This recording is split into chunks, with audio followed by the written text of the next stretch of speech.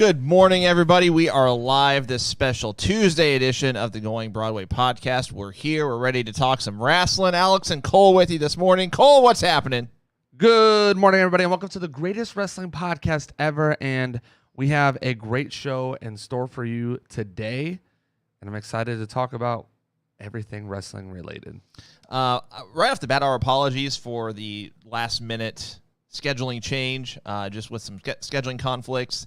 We'll be live for the next 2 weeks, today included, on Tuesday instead of Thursday. So, again, apologies for the last-minute change, but our appreciation to those of you that can change with us. Special thank you for those of you that are on with us live. And speaking of that, Billy Ray Milburn, good morning. Arrowbat, good morning. Bruce Jackson, good morning. Jeffrey Capo, good morning. Good morning to everybody. Let's just jump right in, shall we? Let's do it. Oh, sorry, right off the bat, before we get too far, I want to shout out Thomas Russell. He sent me something like just super incredible that I want to show you guys. This was a late birthday gift. And these are my action figures as a kid, like late 80s or more so early 90s, but these are the original Galoob figures. Like, they are still in the box, still in the packaging. And like the packaging itself is still in just insane condition.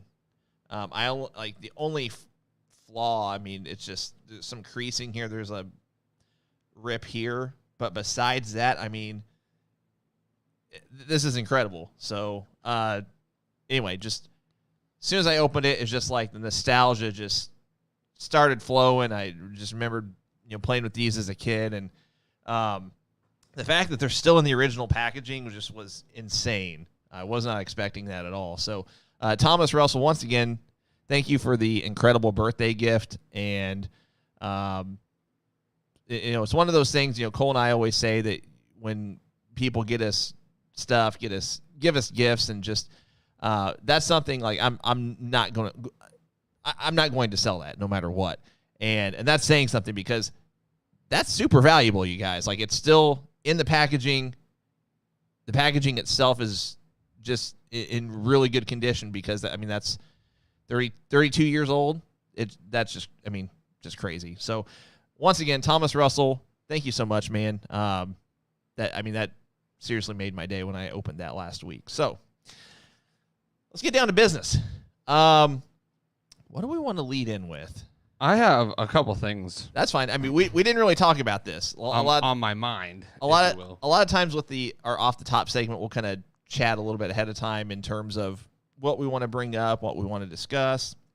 We didn't do that this time, so you have the floor. So do we want to let's narrow it down? Do we want to talk about some of the Impact signings / releases? Do we want to talk WWE for a second? I'll let you pick. Let's address some of the elephants in the room then. We had a house show for WWE that just happened recently, I guess you could say.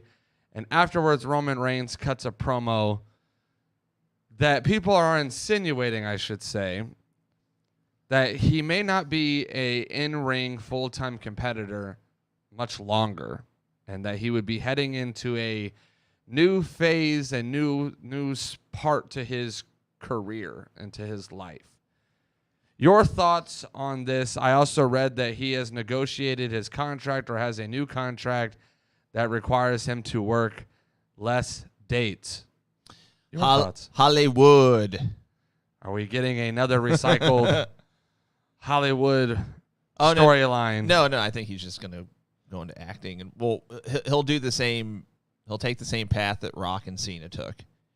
I don't know if he'll be as successful, but to be honest, if you would have told me that Cena would be where he's at as far as movies and fame outside of wrestling, I wouldn't have believed you. I thought he would have did the same thing that Hogan did, that he would have dabbled a little bit, got his feet wet, made some money, but not box office acclaim. Right. So he had to put the work in, though. Same with The Rock, because when The Rock first started, too, some of those movies were rough. Oh, Scorpion King. But they had to put the work in. So maybe Roman, could do that. But I kind of want to talk about it for a second, because the rumor is that he's not dropping this belt until Mania, maybe not even at the next Mania, which would be a year away, essentially. So a new contract, fewer dates, so we're getting a part-time Hollywood Roman Reigns type character coming here. Do we think he really holds the belt that long? Do we think that they're going to continue to push the Roman train, knowing that he's kind of on his way out? I think he'll start to dabble into acting while he's champion for at any given point between now and Mania of next year. Inevitably, I think max he holds it until Mania of next year. Bold prediction, almost a year out. I inevitably think he does drop it to Cody Rhodes at WrestleMania 30. Was that 39 at that point? Okay. Next year's 39? I don't remember. I think it's 39. Okay. That's just where I'm at. I think they're going to ride the Cody Rhodes train as hard and as fast as they can up until Mania of next year. I think they'll also kind of learn from the mistake of, okay, fans are getting behind Cody, kind of like they did with Big E. They didn't do Big E right. So again, learn from your mistake, but also capitalize on the fact that, hey, you just picked up one of the VPs from AEW. You're playing into the storyline that Dusty never held the WWE title. I just think that's the direction they're going to go. It almost writes itself. So, and that kind of transitions into the other thing I wanted to talk about, because it's an interesting concept that has not really been explained very, very well. But there's this idea going around that this year's Money in the Bank opportunity is not going to be the same as other years. Okay, so explain that to me, because I didn't get the full gist of it. I only saw something on social media. I don't know if I have the full gist of it. Okay. Based off what I'm reading is that Cody Rhodes, what people are focusing in on is that in the trailer that aired during the pay-per-view, I believe, there was a trailer for Money in the Bank, and the thing that Cody Rhodes said in the trailer is that the winner of the Money in the Bank will receive an opportunity to headline WrestleMania. And we're 9 months out. This seems like a very, very long ways away type thing to do, to narrow down Money in the Bank to WrestleMania only. So I don't know if it was just like hey, this could be your opportunity, that if you ever wanted to headline WrestleMania, you could, and the wording's just off, and it's not that. It's the same Money in the Bank that we've had every single year. Yeah. Maybe it's foreshadowing, because if Cody wins it, obviously he probably would hold on to it and use it for WrestleMania of next year. I guess I'm just intrigued now, because I haven't really heard or read anything from any sources that really can explain in depth what is about to happen, if there is anything different that's about to happen. So real quick, Thomas Russell, thanks once again for those figures. I showed those at the top of the show. I'll just show them again. It looks like we've had our viewer count jump up a little bit, but show these at the top of the show. Thomas Russell gifted these to me for my birthday. The original Galoob figures, literally from it says on the back, 1990 All Rights Reserved World Championship Wrestling. So very cool. Once again, Thomas Russell, thank you for that. Okay, I'm intrigued by this, because if they go this route, there's multiple ways that they could handle this. They could say the winner of the Money in the Bank gets the title shot at the Rumble instead of the Royal Rumble winner. That's assuming the titles are still unified by that point. Do they say the winner of the Money in the Bank and the Royal Rumble gets a title shot, which insinuates that they're going to triple threat? Well, that too. Or they could just split the titles up again by brand. If that's the case, does the Money in the Bank winner get to choose first? Does the Royal Rumble winner get to choose first? Do they have a match to decide who they choose? There's just a lot of variables there. I think the biggest part for me, though, is that we're 9 months out. One of the things I love about the Money in the Bank, which some of y'all know, I drafted that number one of my pay-per-views when we were doing our brand draft. Which I also read that internally that's becoming one of their big pay-per-views. Like they're either, like the big 5 now, or almost replacing Survivor Series as the big 4. I mean, they have a stadium show for this year too. So yeah, they need it to be big. They need it to be a big deal. But one of the things I love about Money in the Bank is the unpredictability of what you're going to do with it. Yeah, I love I could cash it in any night, and I love the underdog kind of being the one to normally win it. I've liked the Dolph Zigglers. I liked when Edge won it before he was ever a main event player. I liked the Seth Rollins win of it. When CM Punk won it. CM Punk, Jack Swagger. Yeah, that was. I like the pick. The booking after it could not be the greatest, but the pick of the lot. And I'm not against the main eventers winning it either, because you got to shake it up. You got to make it different. I think Mr. Kennedy was one of them. I thought Mr. Kennedy was an interesting pick. RVD. So I like the unpredictability of it because more recently we saw it with The Miz. Even though he wasn't the actual original winner, when he got it, he made it. Oh, could he do it tonight? Oh, could he do it next week? Oh, and there's unpredictability to it. And so the thing that's going to make it less fun for me is if the briefcase is only set for you to use it at Mania. Like it's literally just a prop for the next 10 months. I'm not a fan or 9 months, however long. I like that the champion has to be on their toes. And when you have such a dominant champion like Roman Reigns, I think that this is one of the safe ways that you can get the belt off of him without having him to take like a clean loss. You have him get into the biggest brawl of his life with whoever you want him to face. And then after the match, Cody Rhodes comes out if he's the winner, or who else could they put over in this? Finn Balor, AJ Styles, Austin Theory, if that's going to be their guy going forward. Which I still don't see. I don't see it, but I'm saying if that's who you're wanting, this would be the way to do it, is to give him the briefcase to where he has to, he has a way to kind of win without it being necessarily the most believable. So I thought that was interesting to note as well, is that there's been a kind of a buzz and a craze over what is this Money in the Bank match going to look like. And notice they haven't really mentioned it last night on Raw. I didn't see much mention of it. There was no qualifier matches off the jump. I don't know if there's a favorite to really pick right now. I think Cody Rhodes would be kind of my top guy as far as men's go right now to win it. But as far as women go, I don't even know if I can name 6 women total that I think are ready to be in that picture. I mean, at this point, it just seems... So, I mean, this is something else we can jump to in just a second. We can stay on this. I don't want to tangent too much. But Alexa Bliss returned last night, and she was very vocal about just being displeased over her booking and things like that. That almost writes itself, too. It's, if you're going to bring her back, then put her in that spot. So... Well, and that, again, interesting note, because Charlotte Flair's taking time off, so you got to have names to fill those holes. Lacey Evans is back, and I think they're going to start to kind of give her a push. Alexa Bliss is back. Asuka's back. Who knows? Bayley could be back any time now. Maybe she's like a secret entry. They just moved Sonya Deville back to in-ring wrestler only.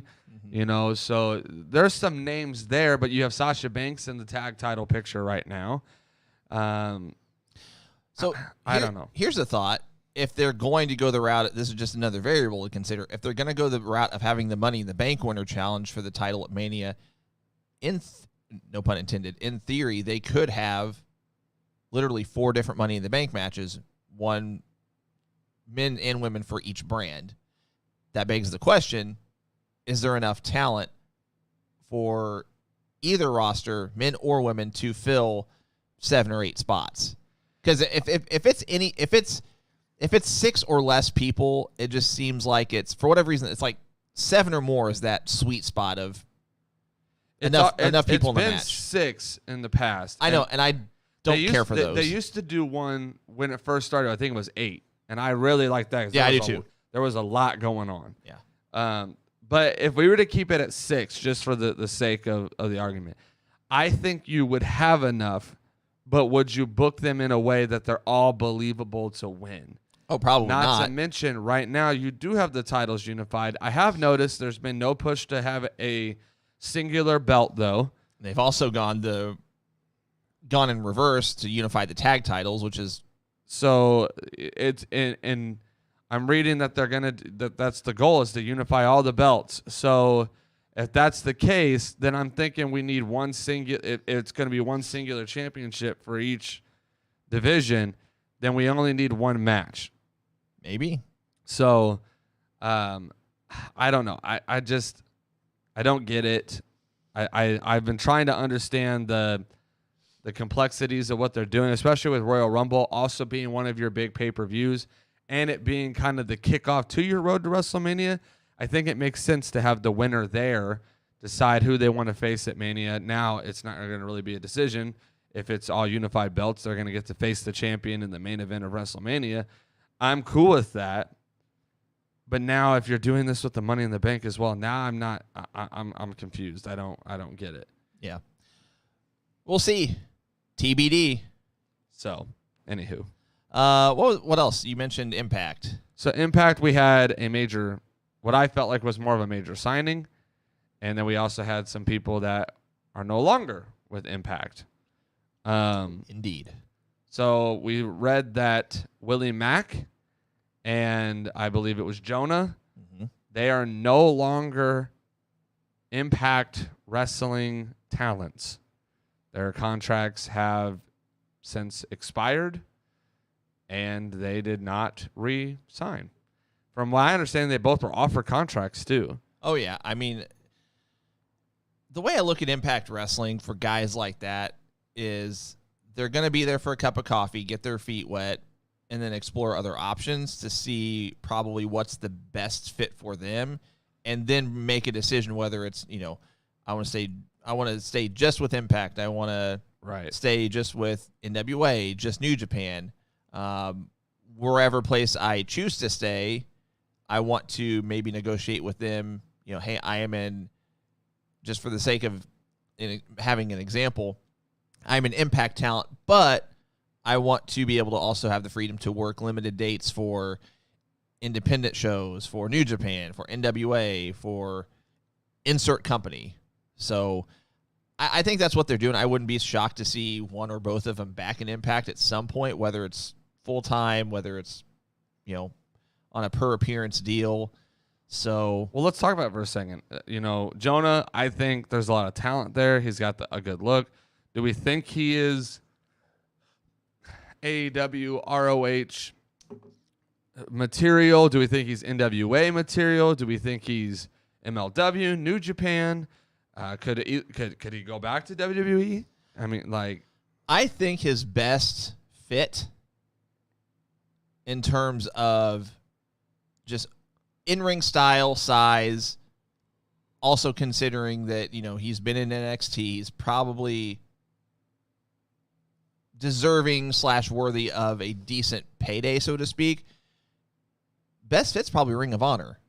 Because, if he's Ring of Honor, he's technically AEW. Right. But anywhere else, I think he's just going to, work dates here and there. If he's looking for something that is more solidified in nature, that's his best bet, in my opinion. I wouldn't be surprised to see him really anywhere. MLW wouldn't shock me at all. We're going to see him in a couple weeks. Yep. At Warrior Wrestling. I think that's his best bet, as long as he gets what he wants in terms of, if he still wants to do independent dates, if he, wants to do the one-off show here and there with MLW or NWA, if he wants to go over to Japan for, 2-3 weeks, whatever, maybe when they do their, what's their tournament? Why can't I think of it? The G1. G1, yeah. Just stuff like that. What about Willie Mack? Willie Mack, he's been there already. I see him in NWA again. I was thinking NWA, he's too old. So we got to scratch out NXT. He's too old for NXT. And I feel like he's too old in regards of I don't think they have enough time to build him up if they were to bring him straight to main roster in WWE. Yeah. Although I do think the talent's there, I don't think that there's a shot in the world that that's happening. So I kind of have to limit down. AEW is too crowded for me to say he can go to AEW. ROH, if they were to split their rosters and actually have set rosters for both, I would probably say ROH would be a decent fit. Well, even if they still do have crossover, he's one that I would not see doing a crossover. Like, I mean, they would still have to have somewhat of a set roster for both, though. Yeah, agreed. And so right now, I don't think there's a fit for him there. I think NWA is a good spot for him to where he actually could be in the main event picture and away and be there. Also, just because we're on the topic of expired contracts, there's one other, and then we'll jump back to Impact for a signing that they had. But Candice LeRae's contract has expired. She is no longer an NXT signed talent and is technically available to start working / signing, booking things as of now. So Johnny is a free agent. It is something to note that after he had his child, he did go back to NXT and visit with them and show off his child. So there's obviously a great working relationship still there. But I think it's intriguing to note that Candice's contract actually has expired. They didn't up her. They didn't make her do any extra dates for her missing time. Is there a story here? I thought about the fact that they didn't add time onto their contract. I think it was because they want her to re-sign. I think if they put dates on the end of their at the end of her contract, it'd be less likely that she'd re-sign just because of that fact. I feel like she's more intriguing than Johnny is in terms of where she could end up. I feel like she's more likely to end up in AEW than Johnny is. I'll even take it a step further. I feel like she is much more likely to be the Joker spot in the women's tournament than Johnny is in the men's tournament. Especially since Johnny and Candice have been very influential with what could potentially be Candice's opponent in the tournament, Britt Baker. Okay. So, hear me out. What if Candice LeRae doesn't wrestle anymore? Wouldn't shock me. I have this strange feeling that she may just be done. I mean, having a kid can change the game. You could decide, you know what, Johnny, you go be the breadwinner. You go do your thing. You have a little bit more of a pull and a name and able to really go anywhere and be a top guy. How about I stay home? How about I do this? You know, I just have this weird feeling that maybe we don't get Candice LeRae back in any company. If we do, it's the one-off. It's the storyline along with Johnny somewhere. Maybe she comes back and manages and stuff for, a season. But I don't know if we're going to see Candice LeRae as a full-time wrestler anywhere. It wouldn't shock me. I mean, a couple other factors to consider is you can go back and watch some of her, well, actually in NXT as well, but some of her stuff in PWG, she's taken a lot of bumps. I mean, not just like I'm talking like bumps with the guys, right? Like those style bumps, right? Like hardcore match bumps. They also have a very successful Twitch channel now, so I mean that's something that she could kind of take over, and it wouldn't shock me. It's definitely a viable option. It's just the thing that's kind of sticking out to me more than, not that she's not a draw. I think she could easily go get signed to Impact.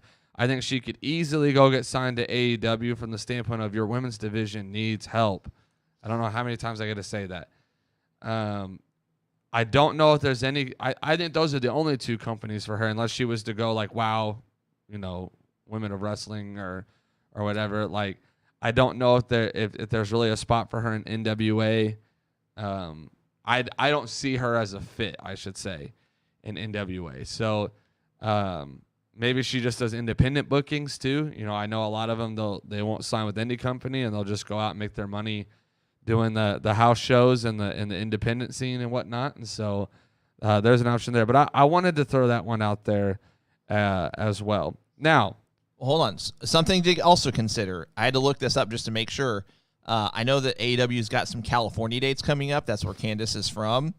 They could save her debut for if she does go to AEW. They could save her debut for one of these shows. Whether it's they have separate live tapings for Dynamite and for Rampage, June 1st and June 3rd. So they like the hometown debuts. So something to factor in. Speaking of a female who was a free agent and just signed somewhere, I think this is very, very interesting, and I wanted to talk about it. Mia Yim has signed with Impact Wrestling. And kept her name. I knew she owned rights to her name. It's not that she didn't own rights to it. It's just the fact that she was previously known as Jade, and I was... Right. It's intriguing. I like the Mia Yim name. I do too. And obviously that has a bigger draw, obviously with the 100%. NXT. As long as she didn't keep her stupid name from the whatever that group name was. I forget their name now. The Mustafa Ali, was it Revolution or what was that stable name? It's on the tip of my tongue. Oh, geez. What was her name, I guess, I know, that's what in the group? I'm just going to have to look it up. That's how bad it was. Someone on the chat's going to beat me to it. That's how bad the group was, is that I can't even remember. Reckoning. Her name was Reckoning, and what was the group name? Retribution. Retribution. That's right. So as long as she doesn't keep that name, I think we're good in the whole mask thing. But she signed to Impact Wrestling, and I think that this is a huge, huge loss for AEW. I don't know why. You already have Keith Lee there. They're married. Out of all the money that you're shoveling out, your women's division needs help. And you have a star-studded, well, and this is the thing. You've already messed up once with this scenario. But you have a star-studded, has a name, women's wrestler that already has a reason to come to your company. Her husband's there. Yeah. And you didn't sign her? Something's up. Something, it's... There's something going on. Like, that just doesn't happen. I mean, I don't know if Keith Lee has already expressed displeasure, and rightfully so if he has, any kind of discontentment with his booking to this point. If he's basically said, if he's talked to his wife and said, hey, I don't think you'd be good here. I don't think this is your fit. I think you need to go elsewhere. I don't know. That doesn't happen. I mean, unless it's one of those things where Impact just offered her more money, which would blow my mind. I just don't see the only thing, and I guess the question would be for her to answer. What is your goal right now in wrestling? Is your goal to go somewhere and be the top woman on the roster and to be that person, or is your goal to make money? Because I think that's the difference here, is that in Impact, Mia Yim is the women's champion there. She's Deonna Purrazzo, you can only have her hold it for so long. You can only have her win it so many times before it gets stale. Mia Yim is about to go there and be the women's champion. Hands down, it's going to happen. Same, where in AEW, I don't think you're going to get that same kind of push. TBS champion maybe, but you got to be willing to let Jade Cargill take a loss, which right now that doesn't seem likely. So, that's a side topic. I'm not even it blows my mind that they're still trying to get her to. I don't get Jade Cargill at all. I mean, she still is not good. Not good. Thomas, you're saying exactly what I'm getting ready to hit on. I would be concerned about Mia Yim going there because of how they've handled Ruby Riott. Now, I've had this conversation with some people on Facebook group chats and different things like that. Some people just don't think Ruby Riott's that good. That's your opinion. I'm not going to say she's the greatest women's wrestler of all time. I'm not going to say she's even probably in my top 10 because she's not. But she has a name, and sometimes that has to matter. I'll take it a step further. She has a name, and I would actually put her in the top 5 as far as in-ring talent that AEW has right now. In the women's division. Yeah. Right. Like, if you're going to take the belt off Britt Baker, I'm not saying Thunder Rosa wasn't a good pick. I think Thunder Rosa is really great in the ring. I think promos are a little iffy at times, but I'm okay with it. That decision I didn't have a problem with.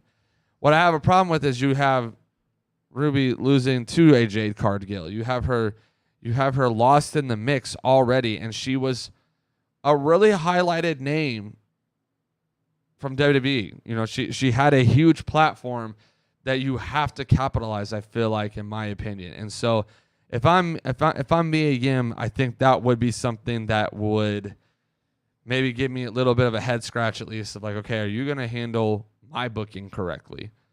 Are you going to, you know, make sure that I'm actually booked in such a way that people believe that I'm a contender, at least? And so I just thought those were interesting things to note, of people signing and leaving and going different places and whatnot. So were there any off the tops that you wanted to touch on that we didn't before we transition into our Backlash? I don't think so. We recap? can move on. I think we discussed a lot of the highlights. I mean, we can touch on this briefly. I mean, it's one of those stories that there would have been more to talk about last week when it was fresh, but just, you know, the whole Freddie Prinze wanting to start his own company. Yeah, you wanted to talk about that. Let's touch on it. Well, I mean, at this point, everyone's probably already kind of read up on it, and there's nothing really new that we can share at this point other than just he's wanting to start his own company. He's, you know, been saving for it already. He's looking to do it, I think, within the next 18 months to 2 years, I think, something along those lines. I've read different time frames. But he wants to have it associated with, like, the Screen Actors Guild, so there's, you know, unionizing or whatever. And I'm not super familiar with how, from a structural or hierarchy standpoint, maybe that's not the right term, just the association, how that would look. But it's still worth noting because wrestling now, in terms of having multiple players, multiple companies, is really as most prominent as it's been since the territory days. I mean, sure, WWE is number one. AEW is number two. At least in terms of American companies. I mean, you can argue, you know, New Japan, it could be number two, just whatever. I'm putting New Japan on the side because they're not an American company. I'm just strictly looking at U.S. wrestling. Okay. But you've got Ring of Honor, you can throw as a separate entity, even though it's owned by AEW. NWA, MLW, Impact Wrestling, Warrior Wrestling, all these independent promotions that are pretty big, pretty well known, you know, regardless of how local they are to their specific area. PWG. Right. So independent wrestling / some of these smaller wrestling companies is getting the most visibility, I should say, as it has since the early 80s. So if you're going to do it, now's the time to do it. Right. I'm not saying it would be successful. GCW, that's a good one. But I'm intrigued by it. I'm curious to see, you know, over the next few months if he's, you know, got anybody on board, anybody that he's been talking to. Here's my thought. I wouldn't be surprised at all if there's an association with Freddie Prinze / his company and the Control Your Narrative guys. Okay. Well, so what's your thoughts overall, though, with him starting a company, with him? I mean, obviously, he's had a heart for it for a while. He worked for WWE in their creative department. I mean, and he was responsible for putting, I mean, not solely responsible, but he was the catalyst for putting the belt on Jeff Hardy. So he's got a mind for it. He's got a heart, a passion for it. Very similar to what people said about Tony Khan. You know, you can tell at least there's a passion there. You can tell that he's hyped about it.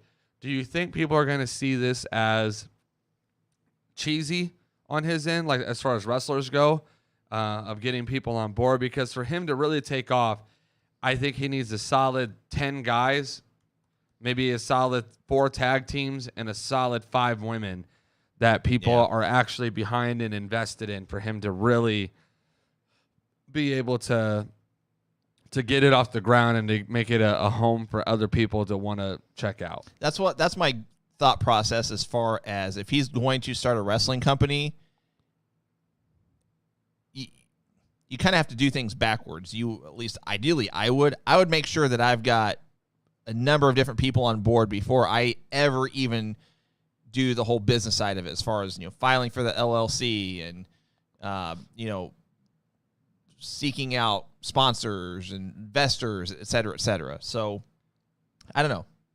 I mean, the interesting thing to note too is because of how the wrestling world is designed right now, a lot of these guys are in AEW and they don't have the spot that they may want. Yeah. And so by the time this is actually off the ground and up and running, you might see a handful of people want to jump ship and go to the hot new thing, because now they see a spot that's opened up somewhere that isn't opened up anywhere else. So, interesting to know. I'm definitely not against it. Would like to see more about it, though.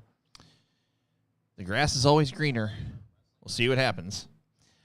All right, let's get to our Backlash recap. So, just a quick disclaimer.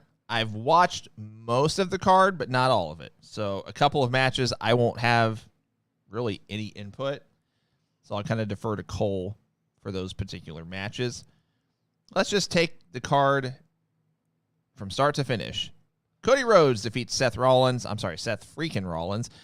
Side note, I hate that they have to throw in freaking every time they say his name.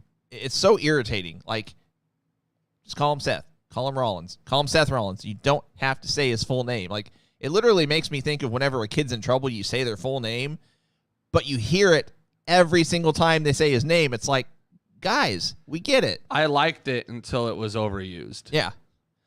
I mean, we don't say Randy Orton, the Apex Predator, every single time we say his name, or the Legend Kid. Like, they use it for promotional use, and that's cool, and nicknames and stuff. But to say it every single time you say his name is just not overkill. That, this is not my thing, but seriously, if you're playing a drinking game, as far as how many times they say Seth freaking Rollins, you're probably done after this match. So anyway, went almost 21 minutes. We talked about this before we went live. I thought it was better than their match at Mania itself. Match of the year contender, candidate, etc. Your thoughts? I thought it was great. I thought this match was easily match of the night, and it kicked off the show. Not to say that I told you, I thought there were other good matches. But this was easily match of the night for me. It was entertaining from start to finish, even being a repeat match. And their match at Mania was good. Yeah. But this match was good. A lot of tease pinfalls. I thought surely the match was over at several different spots. I'm not a huge fan of the roll-up victory. That's the thing that soured it for me. But at the same time, I'm glad it wasn't another Cody Rhodes win from the Crossroads on Rollins. I'm glad it had a different finish at least than the same finish we got at Mania. So I'm cool with it. I liked it, but I thought it was easily match of the night. And so far, I mean, we're still early on in the year. There's still plenty of time to have other match of the year candidates. But for me, this one could be in that conversation. I'm not saying it is match of the year. I'm just saying it could be in that conversation. It had no weapons. It had no match stipulations. This was just a really good, clean match. It was an old school wrestling match that was had some modern flair to it in terms of like the aerial stuff, but just wrestling psychology at its finest, telling a story. It was great. I didn't see any botches. I didn't see any. It was just a very, very clean and entertaining match, and I especially for WWE, we don't get many of those. We either get a lot of high spots and weapons, and it has to have a stipulation, or we get a match that we're just kind of bored with. And so this one, I really felt like did the right stuff, and it kicked off the show. And so. I was a little nervous with it kicking off the show that the rest of the show would almost kind of be a bummer, if you will. But there were other really good matches, and so I will start. Let's just say this from the get-go. The worst part about this pay-per-view is the build-up to it.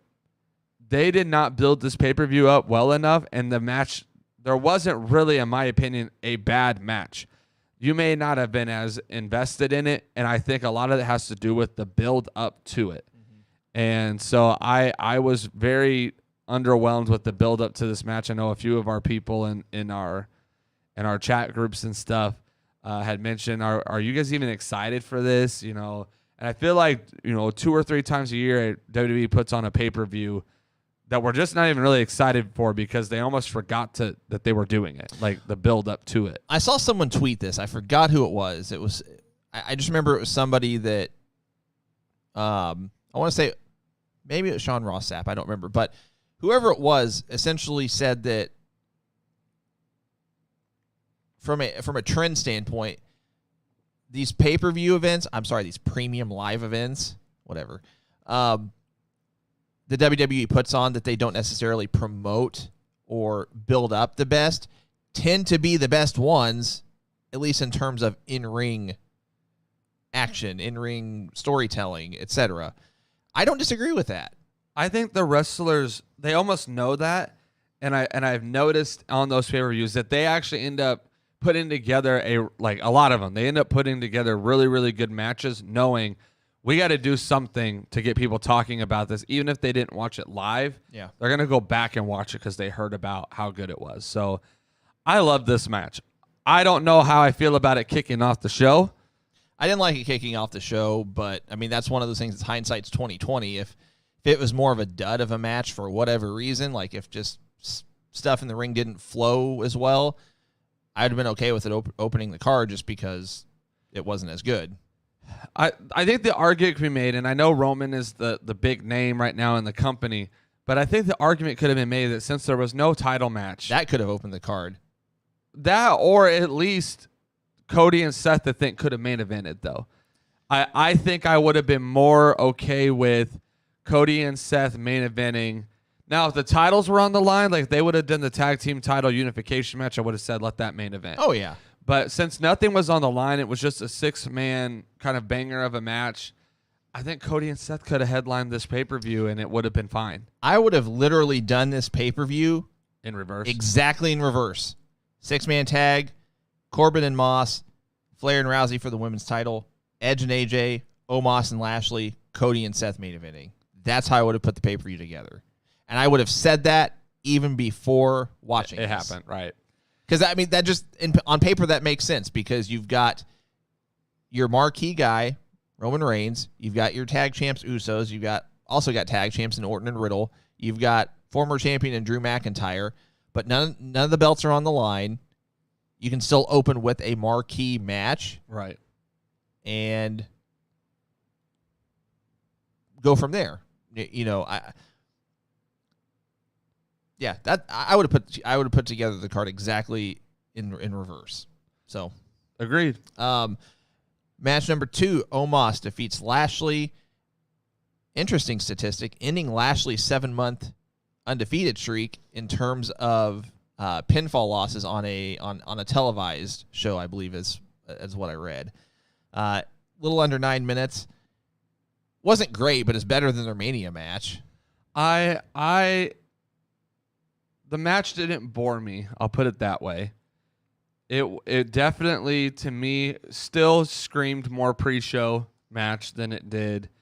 You didn't have enough matches for a pre-show. I know, but I'm saying that if I was gonna rank the level of interesting of the match, it still didn't really fit pay-per-view-esque for me. And that's what we were talking about even at WrestleMania. Is like you have this on the card, but you didn't have Ricochet. And you didn't have, Finn Balor, who were your you didn't have your mid-card champions your on it at mid-card all. championships on it. And again, on a pay-per-view where you didn't even have enough matches really to fill the card, you still didn't have Ricochet on it. You still didn't have Austin Theory on it. Who's supposed to be your mid-card champs, you're the future as far as what they're saying with Theory. Yeah. So I thought that was interesting, though, is that this match still didn't scream amazing to me. I don't know what the end game is here. I don't know if the end game is to try to get Omos over now because you were failing to get him over by himself. I also noticed they gave him a new nickname of the Nigerian Monster or something like that, and you giving him MVP to be the mouthpiece now. And so I don't know if this is an attempt to try to get him over so you can try to use him in the main event picture at some point. It sounds like they're really high on him backstage, especially when you have an Undertaker endorsement. But I still don't see it.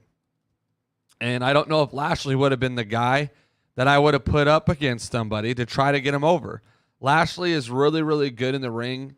I enjoy him, but I don't know if he would have been the talent that I would have said use him to get somebody else over. I think he's more of the talent to just focus on you. I wonder if they knew this is the route that they were going to go with Omos, and AJ Styles basically said, no, I don't want to be the guy that tries to put him over because I can see that he's terrible. And I don't know if it's terrible as much as we've seen it. We've just seen Omos we've seen before. There's nothing, unless Omos is going to start doing things over the top rope and, something that's just for a man his size and his normal skill set, he's doing things outside of that, like a Keith Lee would. People were impressed with him because he was more of a heavyweight doing some high flyer type stuff. I don't know if you're going to be able to get him over. Braun Strowman, to me, had more of a skill set than Omos does. He was able to run. He was agile. He wasn't afraid to do some diving spots at least. Omos, I just don't see that. He's got the high kick. The high kick's the only thing. Didn't Strowman jump off a cage? I know he at least had done some move off the ring apron before, and he had more of a personality too, in my opinion. Both heel and face. Next week we'll see Omos do a shooting star press off the top. But the only thing that Omos has that has kind of impressed me is that he has the high kick ability and he is agile. He is able to move a little bit. But he feels like a little bit more agile Great Khali to me. He feels like I just feel a Big Show, a Kane. I just feel like I've seen you before. And I don't think that there's really anything new or fresh that he brings. He's not good on the mic. He doesn't have a good gimmick. MVP joining him seemed weird. It didn't seem like a very well put together storyline. Maybe I would be behind it more if the storyline was a really good build up and it made sense. But I'm just not with it. And so this match wasn't terrible. It was better than their Mania match. But it still kind of screamed more pre-show-esque match to me. Yeah. Next match, Edge defeated AJ. Well, about 16 and a half minutes. Damian Priest was banned from ringside. I would say, I know that I said that all of the matches that were Mania repeats were better than they were at Mania. This was just as good, I think. I don't know if I would say it was better. That might be a stretch because I just remember I'd have to go back and watch their Mania match too. I just remember the match at Mania just felt crisp, like very, very fluid, like just a very well put together match. Now this one was also. I'm just trying to. I did not like the finish of the Mania match with Priest just being at ringside and AJ I didn't care for it either. Getting distracted. Now that we know that there is this group and stuff, I almost expected it. You kind of called that there would be somebody that came out. You thought it might have been Priest with a hood on or something. No, I said it was going to be Ciampa. And then you said maybe Ciampa, but it ended up being Rhea. I did call the mask or the hood thing, though. Right. And so that is an interesting...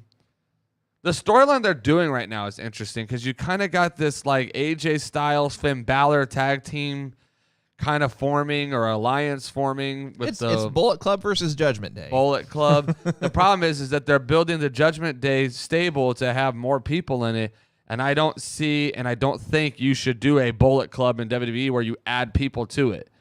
I kind of think it should be like this little one-off of them helping each other, and that's it. I don't even really know if I want to see AJ and Finn in the tag title picture.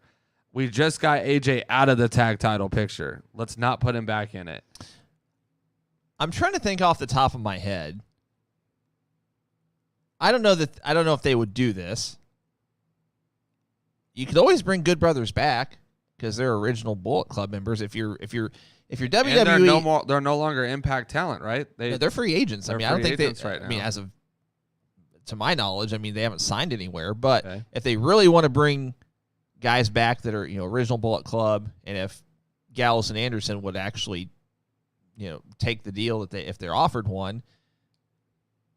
I mean, you just have to. Well, technically, I guess you have to have 2 guys added to this Judgment Day stable if you're wanting to do a Survivor Series-esque style match down the road. Unless you're going to do it mixed tag style and have a woman involved in both. Also true. So let's talk about that. As far as Bullet Club goes, I think there's only ever... I got to look it up. I think there's only one woman that was ever part of Bullet Club. And that was actually, I think, it might have been Doc Gallows' wife. And I'm not saying that the woman has to join Bullet Club, but maybe they have a female that kind of an association they're aligned with. Maybe it's Bailey, for name value's sake. You could align her with them. I'm trying to think people that kind of fit. Liv Morgan, obviously, if you're gonna do this, kind of as a long-term storytelling thing, she could fit kind of that mold. Oh, well, I mean, they're not gonna go this route, but I mean, Cody was a Bullet Club member. Brandy was a Bullet Club member. Technically, they could, especially if you're trying to keep Cody out of the tag title picture. Or not the tag, sorry, the world title picture. Give him something to do in the meantime. Post Seth Rollins storyline. I mean, Survivor Series is usually what, November, October. When do we usually get that? Survivor Series November. So we get to the summer. Cody Rhodes, especially if we're thinking he might be Money in the Bank winner. Again, you keep him away from the belt though. You want it to be like saved for Mania season or whatever. What better way to do that than to have him involved in other storylines? He is on Raw technically, as we're still brand split. So you could do Cody Rhodes as a kind of a reunite picture type thing. You could do Cody, you could do Finn, you could do AJ. If the Good Brothers came back, you have your 5 men right there. As far as Judgment Days goes, you have Edge, you have Damian Priest, and you have Ciampa. If they decide to go that route, they could put a tag team with them. It wouldn't be crazy of them for, as far as storytelling and stuff goes, to pick a tag team up and put them with Judgment Day. I'm trying to think if there's anyone on NXT right now. So I'm going to put my booking cap on. If I'm Vince or if I'm the WWE creative department, whatever, and I'm seeing this down the road, like maybe not this year, but sometime early next year, mid next year, long-term booking, or maybe even past that, just given contractual situations. I wouldn't have Edge. I wouldn't have this stable be like. I wouldn't give it such a dark connotation. Right. I would just have it be, a group of guys that Edge training up the future. You don't have to have it Ministry of Darkness brood feel to it. That's A. B, I would do exactly what you said. You have now granted this was, notwithstanding the fact that I think that Cody's going to be in the world title picture. But fantasy booking. Cody, Finn, AJ, Good Brothers. So you got 5 there.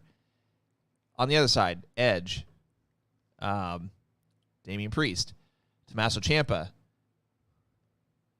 Go after and re-sign FTR.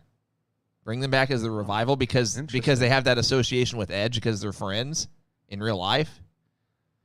There you go. You've got your 5-on-5. You've got your faction versus faction. And FTR has been vocal and said they're not opposed to coming back. Yeah. If they could get away from this Ministry of Darkness brood thing, I don't see that happening. I don't either, but I that's mean, the only negative to this is that if you're gonna do this, you almost have to run with the stable as is. I think the Bullet Club thing is actually pretty easy to do. Cody, AJ, Finn, and you bring in the Good Brothers, even if it's a short-term thing with the Good Brothers, because they're both up there in age and career and all that stuff. You know, you could eventually talk to them and say, hey, we're going to kind of give you one last run with this, maybe this year, with storyline and tag team matches and stuff, and then we want to transition you both into producer roles or talent scouts, things like that. Real quick, Oxenbrand Music, send us a message or a whisper on Twitch, and I'll send you a link to our chat thread. I think he's actually asking, like, for us to submit our stuff to the actual companies. Like, is there a way to submit to their storylines and give that? Probably not, but not WWE. But WWE is hiring for a writer.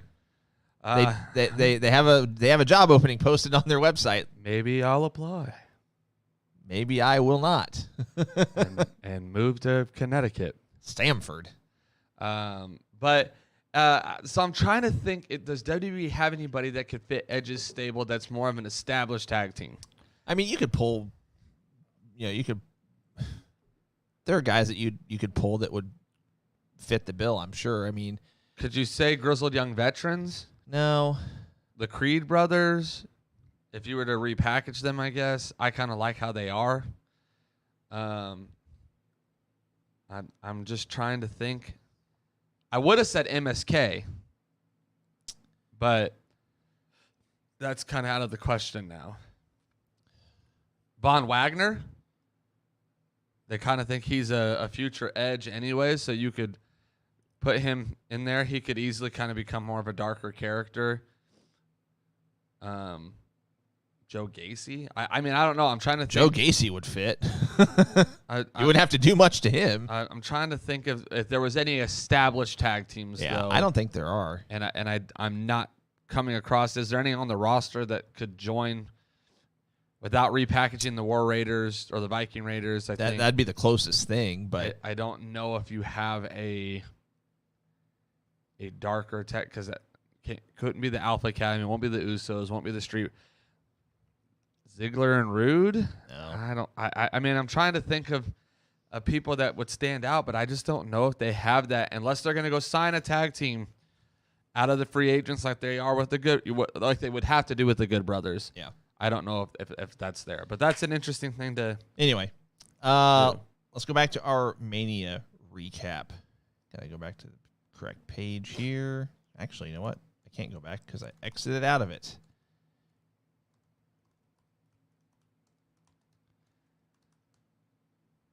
I didn't even think about the Cody thing, though. That's an interesting thought that they could. And I saw Thomas's comment earlier. He says he doesn't think that Vince. Oh, Dexter Lumis, bring him back. Dexter Lumis and Joe Gacy. I mean, they're not a tag team, but you got your two guys right there. You could have easily made them one, though. Yeah. All right. Anyway, Thomas Russell said he doesn't see Vince doing a Bullet Club in WWE. They wouldn't call it Bullet Club, but it would be the club like they did in the past. They would put the association together, or they would put them together, and fans would make the association. Like they're making money off of them teasing it nonstop, anyways. Yeah. So we just talked Edge and AJ. So yeah, the finish was Rhea Ripley costing AJ making him fall off the rope, injure his shoulder, sort of, and then. This could have been up there for a match of the night candidate had it not ended this way. I don't like these finishes that they've been doing with the Edge AJ Styles. This is a dream match that we've all wanted. Give us just a standard clean finish. Let it be that this is what it was. So the next two matches I'm going to defer to you because my disclaimer before we started. I have not seen the entire card. The next two matches I have not watched. So Ronda defeats Charlotte, becomes SmackDown Women's Champion, 16.5 minutes. I Quit match. Again, one of those matches where I would say it wasn't terrible. I'm not against what they did. I think it's smart of them to take Charlotte off TV for a while. I think people were getting stale with her because she is such a good talent that there's no such thing as not having Charlotte in the title picture. They do not know. She's almost like the female Brock Lesnar. They don't know what to do with her other than give her a title shot. And then it's like, she's too good not to have her win. You know, there's only so many times you can, we saw it with Brock Lesnar, there's only so many times you can have that man lose and it be believable. Yeah. With the way you've booked him in the past. And so I'm not against Ronda winning the belt. I think it's smart. It offers up some fresh new women's matches. With that being said, we've talked about how they're trying. It seems like they're trying to unify everything. Are we gonna see them both hold on to the belts long enough to do a Ronda versus Bianca Belair unification match? And is that a big enough marquee match to have, or should the belt have stayed on Becky Lynch for them to do the unification match? Should it go on Bayley if she was to return and do that? You know, is Bianca a big enough name, I should say, going forward? Because that's kind of my concern. Is Ronda winning it? Cool, she's believable to beat Charlotte, and from the standpoint of how she's been booked and portrayed. I don't know if there's a lot of women on the main roster. The only match on the SmackDown side of things right now that really intrigues me would be Shayna Baszler versus Ronda Rousey, just because of the relationship and the history of the MMA styles that are there. I don't know if there's anybody else outside of like Sasha Banks again stuck in the women's tag picture with her being the champion. I don't know if there's another woman on the roster that I'm like, yeah, you're ready to go. I mean, Raquel Rodriguez is there, I guess. But again, you've not built her up. Xia Li is there. Again, you've not built her up. Lacey Evans has kind of been having her promos on both shows, so I don't really know. Bayley, if she made a return, would be to SmackDown, I think. I don't know. I don't think they're going to unify the women's championship anytime soon. Ever. I inevitably think they'll unify everything but? No. I think the only thing that will be unified will be their world championship, their undisputed universal championship, whatever they're calling it. I eventually think that they are going to split those back up, like that we'll have brand-specific championships. I don't think they're going to unify the tag titles. I don't think they're going to unify the United States Intercontinental titles. I think that they're going to keep everything else separate, and inevitably we eventually get a SmackDown championship and a Raw championship for the men. They might still call it the WWE and Universal Championships, but if they were to go the route of unifying the women's championship, in my mind, the only way that this works, especially if Charlotte's going to be out of the picture for a while, to get married and what have you, is I guess you could have Charlotte in the picture if, for heat sake, just because people are over her being champion. This only works one of two ways. You either have, I guess it'd have to be bringing Bayley back, but putting her on Raw, winning the Raw Women's Championship. No, I'm sorry. Reverse that. Becky's on Raw. Yep. Have her be Women's Champion. No, hold on. I'm trying to differentiate scenarios. So I was right the first time. Have Bayley go to Raw when she returns, win the Raw Women's Championship. Sasha Banks be SmackDown Women's Champion. You have another Sasha Bayley banger of a match, just because that's the women's feud that I would need to be Becky or Charlotte together in a match, or Bayley, and it needs to be something that has a long-winded. I would argue that Sasha and Bayley is the best women's feud we've had in modern WWE. I'd put it above. Wow. I would put it above anything and everything else. My second scenario is, if you're going to unify them, have all four horsewomen in a fatal four-way. Is there two of them go into the match as champion, but one of the four walks out with both belts. So, question here then, as far as how that would have to play out, Bianca has to lose the belt. Yep. And Ronda has to lose the belt. Yep. And if they're going to unify them, it would have to be in the next couple months. They did mention last night on Raw that now Orton and Riddle want to unify the tag belts. So that's why I'm kind of confused. I thought maybe it was just a tease, and then we got the 6-man tag match, and now there's not going to be anything. But they brought it back up again on live television again, which makes me think they're going to still do it. Well, again, just preface by saying, for the most part, we don't agree with Meltzer. But I'm going to say this. Meltzer has since said, whether it was late last night or this morning, I don't know, but he has since said the plan going forward is still not to unify the tag championships. Okay. Even though that they brought it back up last night, that's what I read. Intriguing. We'll see. So regardless, if that was to happen, that's a lot of belt changes to make that happen. So I'm trying to think, if you're going to run with who you have now, Ronda winning it to me doesn't seem like they're going to have her lose it very quickly either. She was rumored to be around for a while. You already had her lose at Mania. You finally have her win at WrestleMania Backlash. I feel like she's at least holding it through SummerSlam, if not till Survivor Series. And she might. That was more me. I'm not saying that that's going to happen. No, agreed. That's just more again, if I'm fantasy booking or if I'm the one that's booking, that's how I agree. I feel like it needs to be a bigger match than what it would be right now, which right now would be Ronda Rousey versus Bianca Belair. I'm not saying they couldn't put on a good match. I'm just saying I don't know if it sells tickets like what we're talking about. Even a Becky versus Charlotte, a horsewoman showdown. You can even throw Becky in place of Bianca just because you've got the history with Becky and Ronda. Right. That's where I'm just kind of like, okay, I want to figure some of this booking out though. But her winning, Ronda winning, not a bad match. I thought the I Quit match should have happened at Mania. I felt like this is behind booking, I should say. So that's why I'm not really thrilled about it, because I felt like their Mania match was kind of a waste of time. Yeah. Madcap Moss, Happy Corbin, a little under 10 minutes. Madcap Moss gets the win here. Also didn't watch this match. Another one of those, not a bad match. We got to see some kind of retro Baron Corbin or Happy Corbin moves within it.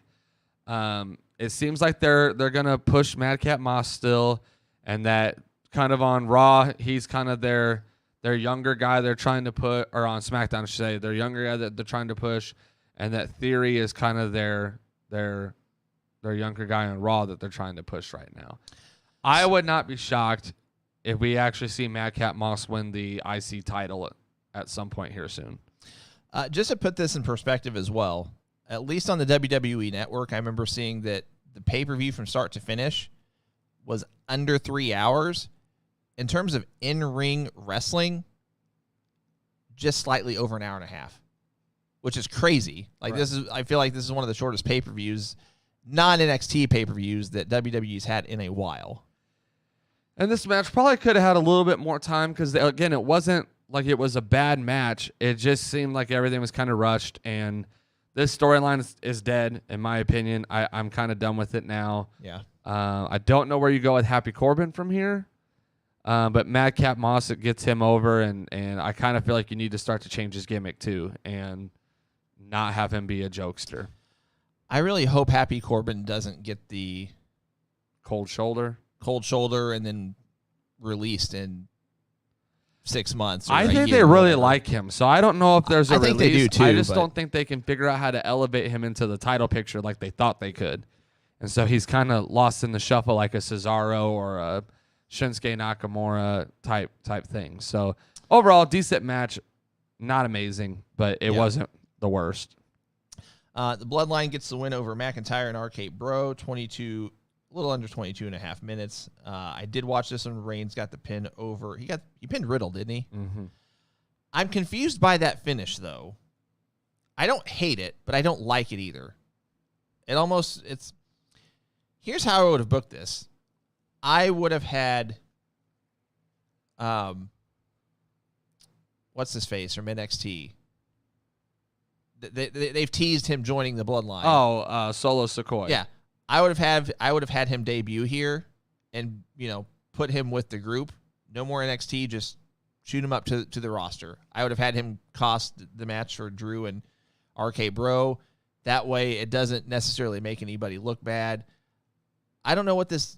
It doesn't do Riddle any favors by taking the pin here. Well, and here's another thought. We were talking long-term storyline booking. So with Survivor Series coming up, we've talked about how the past couple years Survivor Series has been, as far as the Survivors match, it's been very lackluster and very kind of just thrown together. Survivor Series the last few years has sucked. If you brought in I'm just Solo being real. Sikoa, you kind of have your mid-card guy there. You have the Usos in the tag division. You have him in the mid-card. You have Roman as, your guy. Thoughts on, we were just talking about putting the Bullet Club back together. You could easily have the Bloodline versus the Bullet Club as a Survivor Series match, because I think long-term storytelling, you're not going to have AJ in the storyline with Edge all the way up until Survivor Series. So, but you could easily have this Raw faction of the Bullet Club and not even really need to use Cody if you didn't want to, because if you were to sign the Good Brothers back, you could do AJ, Finn, and the Good Brothers. Or if not, you could have AJ, Cody, and Finn with a fourth person. If they were to sign another Bullet Club member that's out there that's a free agent. Let's see who's out there. And could be a free agent by the time you have your big name Survivor Series match. I mean, up until recently, you could have brought Juice Robinson back. Which again, a lot of these guys, they have clauses in their contracts with these lower level companies that they can just opt out basically if they want to. Yeah. I don't know what Chris Bay's contract looks like. It would have to be a decent name, I feel like, though, for it to kind of make sense. Because they're not going to go to NXT and then come up. They wouldn't want the backlash, I don't think, but no pun intended. Marty Scurll's out there. And we're talking big name. I mean, he's been out of the media long enough that I feel like maybe it would be okay. Someone just said Bloodline versus Judgment Day. That could happen as well. Obviously, you have the history between Edge and Roman there as well. Yeah. But just a thought I wanted to throw out there. Because I agree with you. I think Solo Sikoa has already eclipsed NXT 2.0. He's hit his ceiling. He's not going to do anything You're not else. going to have him win over Braun Breaker and then have him have a title reign. You've already had him lose the NXT North American title shots as many times as you have. He's had at least two defenses or two chances. 3 shots, I think. Yeah, altogether. So I would have called him up. I would have used him in the mid card. Could you imagine him versus like a Ricochet, and kind of that mid card picture? You have Madcap Moss there again. Some good matches that could come out of that. And so, I would have brought him up. I think I agree with you.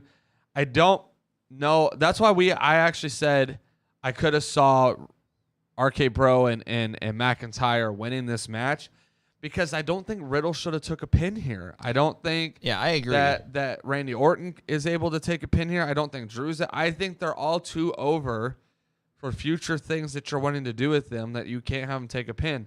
One of the Usos could have took a pin and it not hurt them.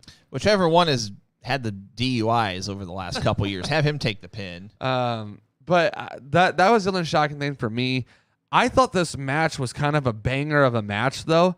As far as I wasn't really intrigued in it, but this had some really good spots in it. I was impressed with it. It was a very tough match. You had to put on your thick skin for it. A lot of your 6-man tag matches that have your champions, no disrespect to anybody, but a lot of times you see wrestlers kind of phone it in for these types of matches just because it's not the big match, it's not the marquee. Right.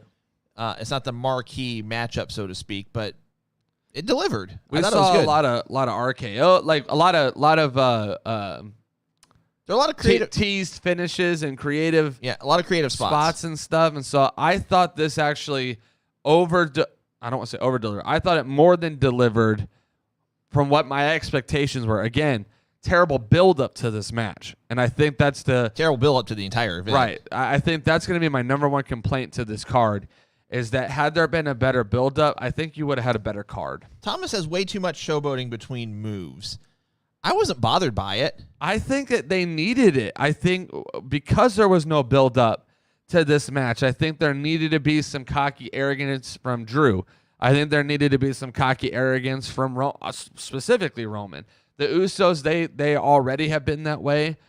Riddle, I liked it. I liked it because there was no build. So this was these teams and these people saying, I am better than you, and I want the crowd to know that I'm better than you, and you know, so it was storytelling within the match because they didn't do good storytelling to lead up to the match. I can see where he's coming from, but again, it didn't bug me. And you guys know I'm an old school fan, so I mean, if I'm bothered by something that's more, if there's too much of something or too little of something compared to, you know, older stuff where, you know, this is a good example. If there's too much showboating or posing or et cetera, I'll make it well known. But this time around, it didn't bug me. I wasn't bothered by it. So Right. Overall event grade. Ugh. I'll go first. I will give it. I'm going to give it a solid B. I'm not going B plus. It was above average. I think B sits right where I would have probably given it a B plus, maybe even an A minus if the card were structured differently, like if the order of the matches were different, if maybe they would have given more time to the Cody Seth match / less time to, you know, Omos and Lashley, maybe less time to Moss and Corbin. I mean, the Seth Cody match could have went 30 minutes. I'm probably sitting more at a B minus, mainly because of the build up to the card. I think that has to play into the decision here. Okay. Had you had a better build up, I probably could have been more at a B plus, because all those matches would have had more meaning to them. I'm also, structure of the card is kind of there for me. I felt like there were matches that should have been saved for later in the show and matches that should have been kind of done earlier. Mm-hmm. And the lack of titles being defended on the card. All we had was the women's title defended. Easily you could have, even if it was pre-show, I would have been okay with an IC or a United States title defense. Mm-hmm. The unification tag match didn't happen. The other women's championship was not on this card. Like there was really no prestige to this pay-per-view, and I think that's what was missing for me. So I'm sitting at like a B minus. And I'm not a fan of like the hot shot title changes, but you could have had something for shock value where have Austin Theory drop the U.S. belt because of a fluke, and then have him gain it the next night on Raw. Just, I'm okay with a DQ finish at this point, a dusty finish, a cheating, you know, whatever you got to do, but just put something on the cut. Even a 24/7 at this point would have helped on the pre-show or something, you know, just something to kind of spice up the card a little bit from it all being repeat matches. if you can get R-Truth in on any card, Well, he's not the champion, but he'd be in the picture. Just by default, he's there. Wrestler of the week. Why don't you go first? Because mine's not going to be the popular or traditional pick.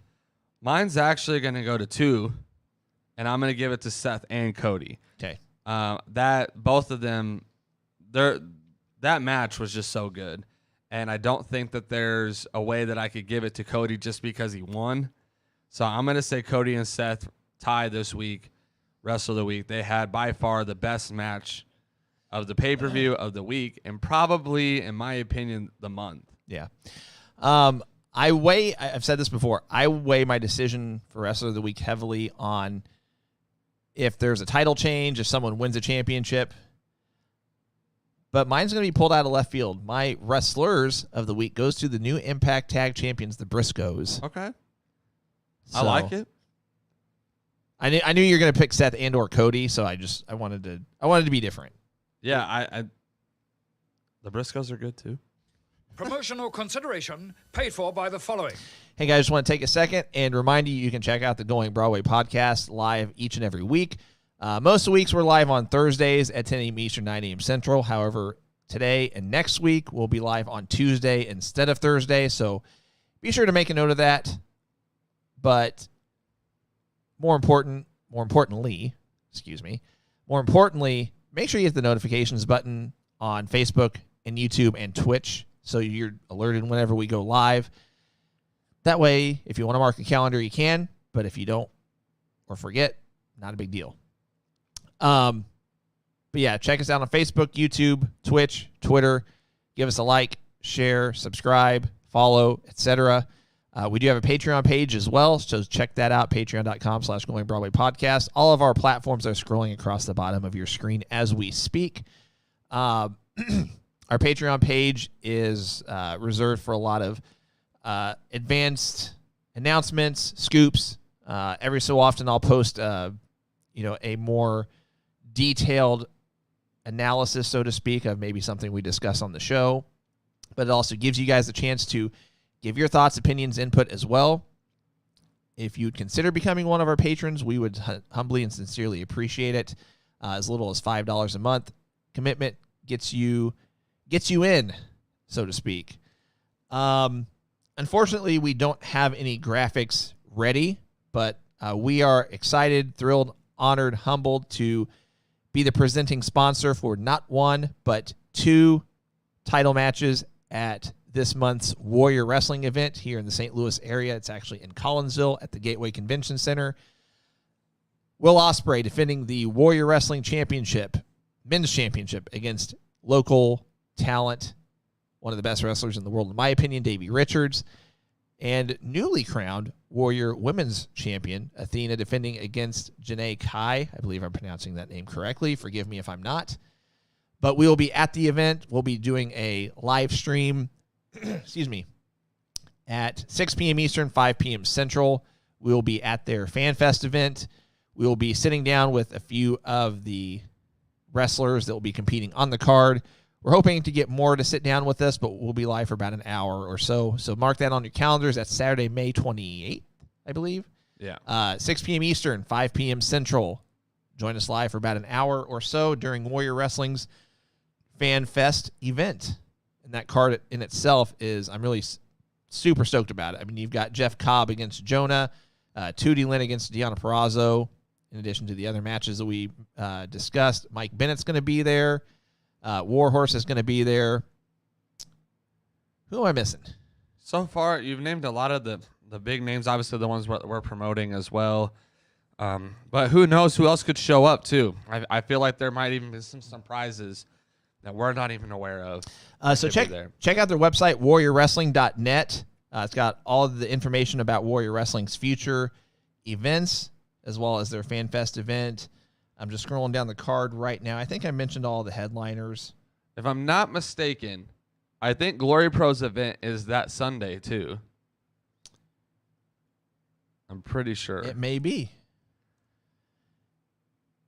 I'm gonna look real quick. May 22nd is the week before. Oh, okay. Never mind then. I was gonna say if it's the same weekend, we technically have other names that are in town too. As far as Eddie Kingston's gonna be in town to fight Davey Richards for that event, and so I was like, how Eddie could make a little appearance, but it's a week. It's a week later. It's not gonna happen. So, which by the way, I mean this probably doesn't have much relevance to our viewing audience. Glory Pro is actually not doing a June show. Interesting. Wonder if they're preparing for a big one in July. I don't know. So, anyway, again, check out warriorwrestling.net for all of your Warrior Wrestling information. Again, we are the presenting sponsor for both title matches on the card. One match that we didn't mention that I'm excited for, Camaro Jackson against Mike Outlaw. Yeah. Both two St. Louisans that I wouldn't be surprised to see one or both in a major promotion, a year or two from now. They'll be moving on. Both are phenomenal. So, Lumpy, we actually discussed that at the top of the show as far as where we think Jonah might end up. But he will end up at some point, or not at some point, he will end up on Warrior Wrestling for at least one match. Yeah. I think did he do another Warrior Wrestling match before this? I don't know if he did or not. I haven't followed their cards specifically. I've seen the big marquee matches. I'm thinking. Yeah, he was supposed to wrestle Lance Archer. That's right. He was supposed to wrestle Lance Archer, and he got he had to pull out of the match because of travel issues. So don't let it happen again, Jonah. Say it to his face and be like, oh, what are you going to do? All right. Subject to change. Did I forget anything as far as our promotion? Oh, Forbidden Door watch party. That's the other Forbidden one. Door watch party, indeed. We're going to do a watch party, and we're going to watch Forbidden Doors. Forbidden Doors. It's going to be a party where we just look at doors the entire time. So that's going to be Sunday. It's a Sunday, I think, June 26th. We'll get it. Hopefully get some graphics for you guys, and we'll post these on our socials for your viewing pleasure, as well to help you guys remember dates, mark them on your calendar, et cetera, et cetera. I totally bypassed our shirts as well. You can check that out at goingbroadwaypodcast.com/shop. I think that's the extension. If not, just go to goingbroadwaypodcast.com and click the shop button in the upper right corner. We do have a new t-shirt we still hope to debut very, very soon. I'm hoping by next week. I was hoping by this week, but because we had to shift some stuff around as far as scheduling, don't have it ready today, but hopefully by next week. So stay tuned for that. Think I covered everything. I think you're good now. We're doing our best with managing scheduling and scheduling conflicts and things like that. So bear with us over the next couple weeks, and potentially moving forward. That's all I'm going to say. But we might have to do some additional shuffling around as far as scheduling when we do our podcast, etc. So just stay tuned. We'll keep you updated. Subject to change. So this is where we discuss a championship or two that we think might be changing hands in the near future. So if we would have done this last week, I would have said Briscoes are winning the Impact Tag Championships. So I want to do that right off jump. Who do you got? I'll let you go first. So as far as let's break it down by company. Break it down. WWE. I feel like, even though I like him and I'm okay with it, I feel like we're going to see the IC title change off of Ricochet, if not in the next week or two on televised. I would have said the same. And mainly because, one, I think they're going to want him in the Money in the Bank match, and they are going to need other matches to have other than the Money in the Bank on the card. So I kind of feel like you might see it go on Madcap Moss, or they've teased Shinsuke going up against Roman at some point, but Shinsuke could end up back in that picture as well. And so, I'm trying to think of who else is on their roster that kind of fits the mid-card role right now. But regardless, I'm kind of thinking Ricochet could change hands. Both women's titles have just changed, so I don't see them changing. The tag titles, if any of them change, it'd be the unification. The unification of sorts, which if that happens, I would say the Usos are going to be the ones to do it. I'd be shocked if they put the unified belts on Randy and Riddle. I almost feel like that would be like the perfect time to not only, if they're going to unify the tag belts, put them on the Usos, but also split up Randy and Riddle. And then world title, obviously, is not changing. NXT. Do we see any in NXT? Pretty Deadly just won the tag titles not too long ago, so I wouldn't be surprised if they end up dropping those soon. To the Creed brothers? Or in general? In general. I'd pick the Creed brothers, but I don't see the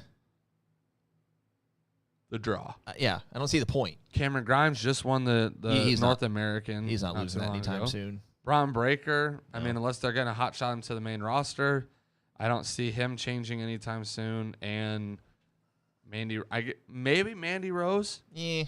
I could see them getting away from her and going to Roxanne, Roxy for those who... That might be a SummerSlam weekend type deal. Coming in the next few months maybe.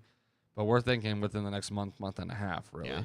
It's 2 months. I'm not really seeing anything in WWE, really. Yeah, 2 months tops. So if we go over to AEW... Yeah, tell me what you're thinking over in AEW. I see Hangman losing the belt to CM Punk. Easily. Jurassic Express, I don't see them holding on to the tag belts much longer. Wouldn't be shocked at all if they drop them to Danielson and Moxley. Don't agree with it. Interesting. Don't agree with it, but you don't think it'd be FTR? It could be FTR. I'm just saying that. I mean, it could be a number of different guys, but if I were the one to pick, I would pick FTR. But just a gut feeling, I don't know if they're going to go that route. They like the multi-champion thing in AEW. Agreed. And that's what I'm thinking. FTR, they are over right now. I'm not really. I would almost rather it be FTR than Moxley and Danielson.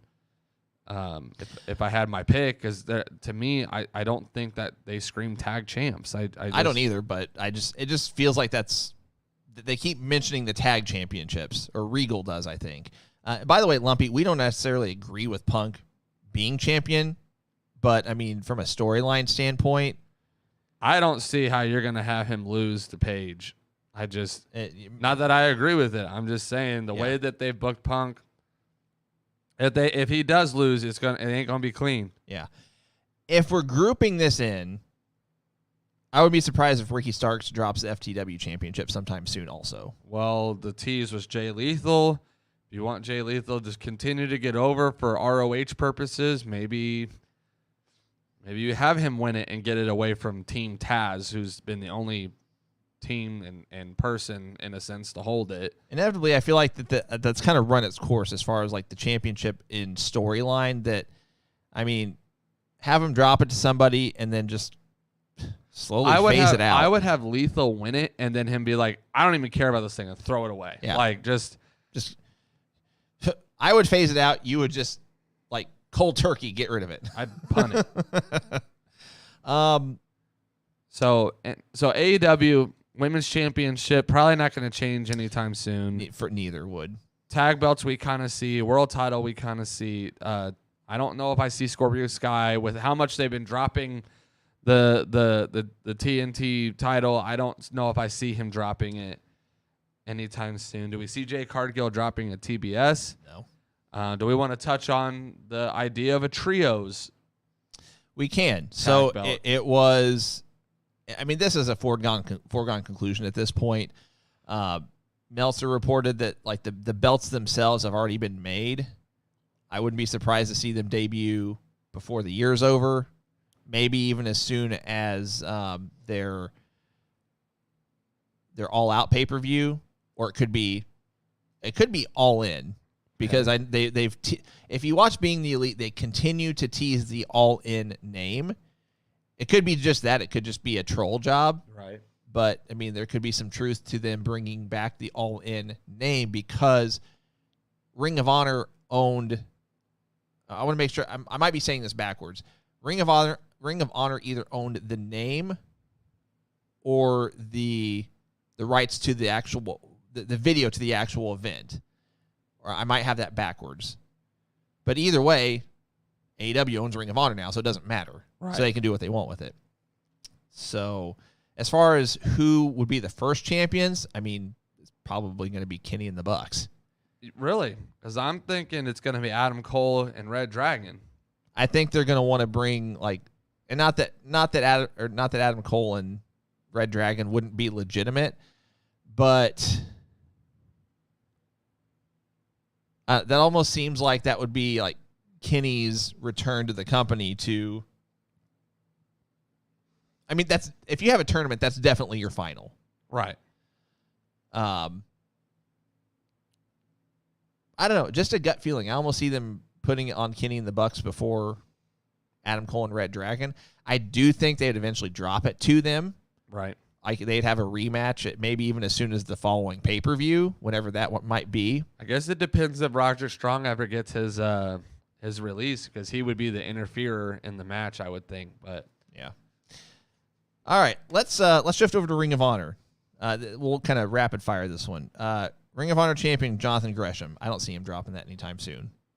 I don't see a challenger, honestly. I mean, you could argue a lot of different guys, but they don't have a TV deal yet, so there's no build up yet. Yeah. Mercedes Martinez just won, so technically. So no, don't see it. Samoa Joe's TV champion. My first inclination is no, but I think Samoa Joe's TV champion. I mean, that's if you have a tournament, that's definitely your final. Ring of Honor either owned the name or the video to the actual event. Or I might have that backwards. But they do have him in this interesting storyline going with Jay Lethal and what's his name? Sanjay Dutt. Sanjay Dutt, yeah. And then whoever that guy is. I would still say probably not anytime soon. The Wish version of Great Khali. Yeah. So I would say not anytime soon. Wheeler Yuta pure champion? Probably not. The tag belts are on FTR right now still.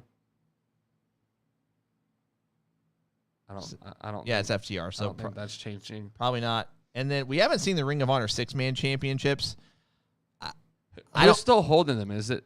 It's it's the Righteous. Oh, they're in Impact under the Honor No More stable right now. Sure. That was Vincent and all them, right? Sure. I guess so.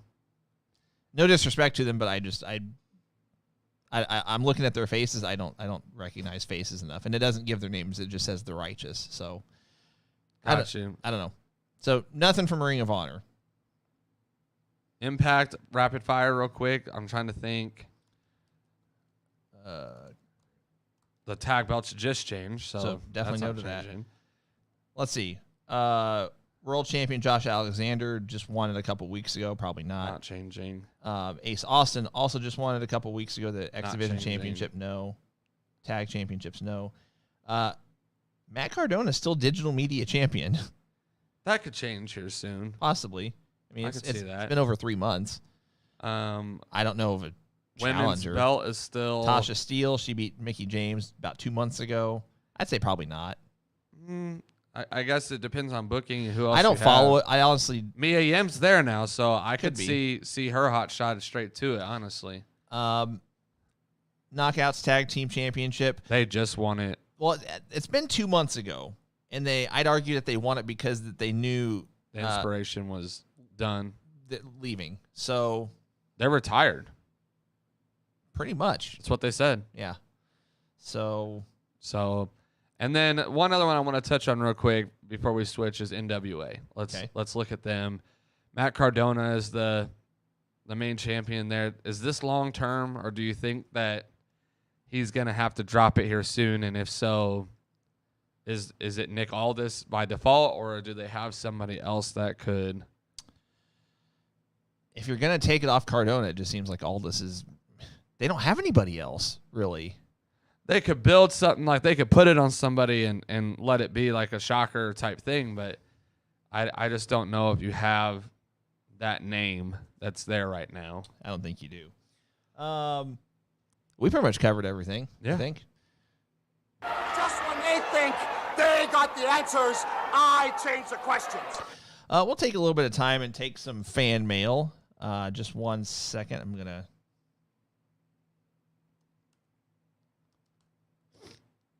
pull something up real quick here. All right. Question that was submitted ahead of time from our buddy David Tilley. Can you guess what the topic of the question is? He says him never. Okay, fair enough. He says Hookhausen goes after the trios title. Who should be the third man? Vacant. I don't know. Smart Mark Sterling. No, I'm just kidding. I'm trying to think. I don't know. What would fit their? They're not. I don't even know if I don't see them doing it. So Orange Cassidy. I have a hard time picking a name. I'm trying to think of someone who's kind of lost in the mix that would kind of Marco Stunt. make sense at least. Now, to be fair, they bring back Marco Stunt in that spot. He'd get a pop. Hook, Danhausen. I don't know that there really is, honestly. Someone. For the sake of fun, I'm gonna say Jake something because he has an AEW dark match. I think it just aired last night. Yeah, he went up against Jay Lethal. So I'm gonna say Jake something just because it's something to say. Potential. Wow. What was that? It's the little giggle, you know. Leo Rush. No. Sorry, Thomas. Let's get some more questions. Lumpy says, is there a question for Tessa if she is out with Wow? so Women of Wrestling. I mean, that's something we didn't talk about either, but I just feel like Is she out? Yeah, I think that's already been reported that she's. The rumor is that she's out, But that she's demoted in a sense of they're just not going to use her. I've never seen so much talent be such toxic a problem. Like, except for Marina Shafir. But then the problem. Hashtag. I don't understand how you have this much talent and you know that you have a bad rep in all these other companies' eyes, and you go to the one place that actually wanted you, that was utilizing you, that was having you train up other women, and you're still a problem. You're still toxic. You're proving everybody right, and it's a bummer because I liked Tessa, and I wanted to see her succeed in another company. But she's kind of blacklisting herself, and it's a bummer, and I feel bad for the last name Blanchard. That's my thoughts as well. I'm just like, your dad has such a legacy, and you. This is how I feel about Charlotte Flair in the sense of your dad had a legacy, so that may have done something for you, but you came out and proved that you're one of the best, and Tessa had the talent. Your dad may have the legacy. It may have got your name in the door in some places, but you have the talent to show that you're one of the best, and yet you cannot get over your own ego. You can't get over your own feelings and emotions and just act right, especially because you already have a bad rep. Yeah, I think it's clear that if she's not fired, she's out of the roles that she was playing there. Let's put it this way. It's pretty bad, and I'm not trying to make this about us, but it's pretty bad whenever, a fairly small wrestling podcast like us would, if given the chance to have her on as a guest, I would say no. I would say no in a heartbeat just because, we pride ourselves on not being about drama and things like that. I feel like that's the interview would be nothing about. Or it would be nothing but drama. I don't know how you could interview her unless she was to reach out to any interviewer, to any podcast, and say, I want to clear my name. I want to set the record straight. I want to apologize. I want to move forward from this, and I want a platform to be able to speak on that and share that, maybe there are some things that have been misconstrued. Because again, I'm of the mindset of there's two sides to every story, and somewhere in between there's the truth. Yeah. And so I'm sure that not everything has accurately been displayed about her, but if enough people in different companies are saying the same thing, there's got to be some truth to it. And it would be hard to interview her without speaking on all of the departures and all of the lack of interest of signings and all this stuff. AEW doesn't want you. ROH doesn't want you. Impact doesn't want you. AAA doesn't want you. It's. Did you say WWE? Well, I can't speak for them. They've hired other problems before, but regardless, I'm just getting to the point of unless she was gonna want to be vocal about fixing her, what's been said and apologizing. I don't see how we could interview her without there being a conversation of all these things. Agreed. Let's we don't get to do this too often just because we usually air the night or the morning after the fact, but let's preview AEW Dynamite for tomorrow night. So it's going to be in good old MJF's hometown, but it's also going to be in John Silver's hometown. John Silver is going up against CM Punk. We still know what the result of that's going to be, but still intriguing nonetheless. So I'll ask you your thoughts on the remaining matches that have been announced to this point. All of these are, or at least the next three are Owen Hart tournament quarterfinal matches. Excuse me, I about said qualifier. Quarterfinal matches. We have Darby Allin against Jeff Hardy. Who you got? You don't care? Not really. To be honest, I don't either. The whole tournament itself, I'm just not very invested in.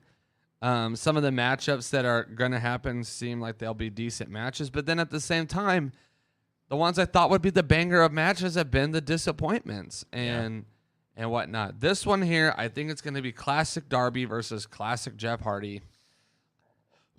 If they're going to stay true to what they say they are about their company, I think Darby Allin gets the win. But Interesting. it is Jeff Hardy, and that's where I kind of get I'm leaning whatever. But Jeff and Matt want to be more in the tag division. I feel like this is outside of what they agreed to do. It seems like Matt doesn't really have anything to do but to manage Jeff Hardy during this time. And so I'm going to say Darby gets the win.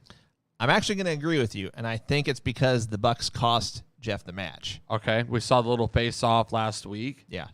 So I'm going Darby as well. But part of the reason I'm not on board with this match is just because, and this is, we might need to do we may need to do bring back our unpopular opinion segment next week, because this is the second week in a row I feel like I've had like 2 or 3, 4 thoughts on each show that I could have said, haven't said all of them, but I've not been on board since ever with Darby Allin. I don't get it. I don't get the him as a pillar part of it. I don't either. Just because I'm not he's had some good spots and good matches, and I don't want to take anything away from him because it's not the wrestling that's a problem. His gimmick's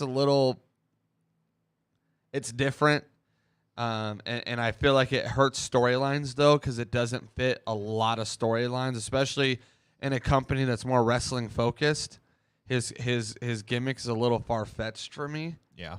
In this particular company, if he was to go to NXT or WWE, his gimmick is a little bit more fitting to their broad span of gimmicks. Impact fits the broad span of gimmicks. This one's hard for me. So agreed. I'm not on board with him as a pillar. On the women's side, we've got Toni Storm against Jamie Hayter. Who cares? Just pick a winner. The match is a lame match. Toni Storm hasn't had a good match since she's been in AEW. I'm convinced that she's gone downhill. I don't know what's going on in her personal life.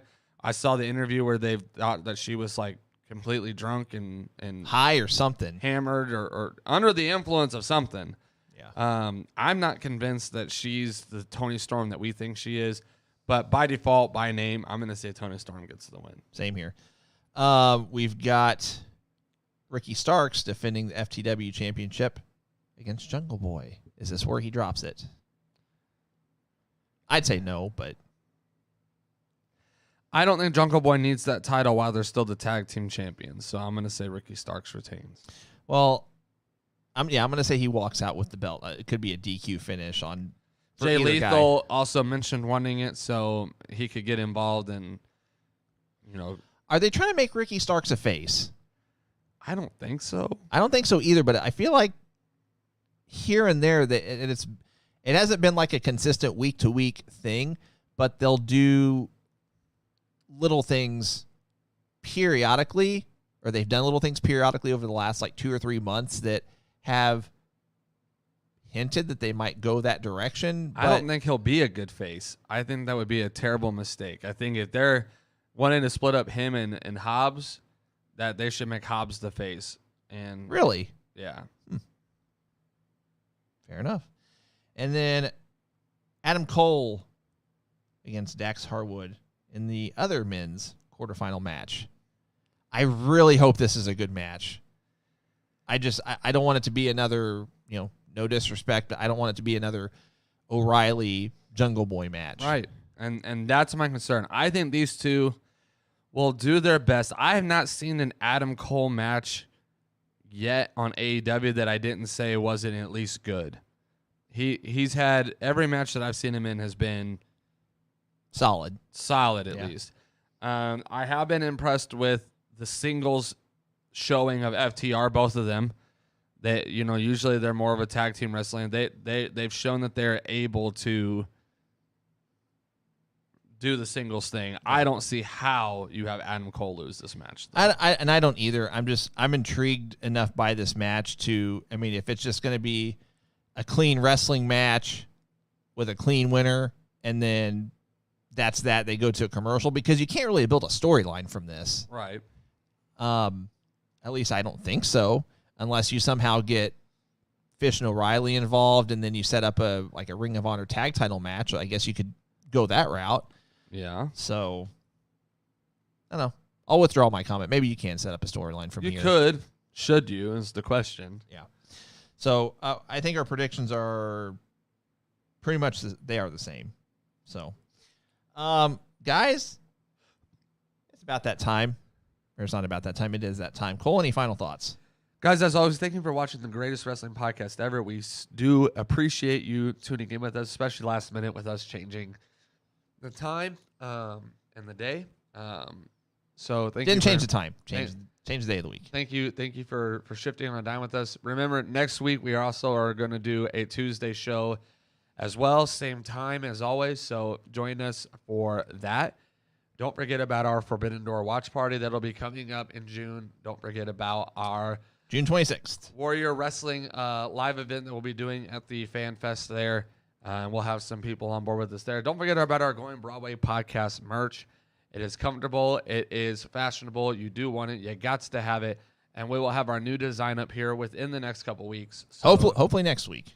make sure that you're looking out for that. If you're in our chat groups Wrong or button. on our Patreon, you've already seen them. So we're excited about those. So make sure that you do that. And until next time, I leave you with your favorite thing in the entire world. Thanks for joining us, guys, and we'll see you next Tuesday, 10 a.m. Eastern, 9 a.m. Central. See ya!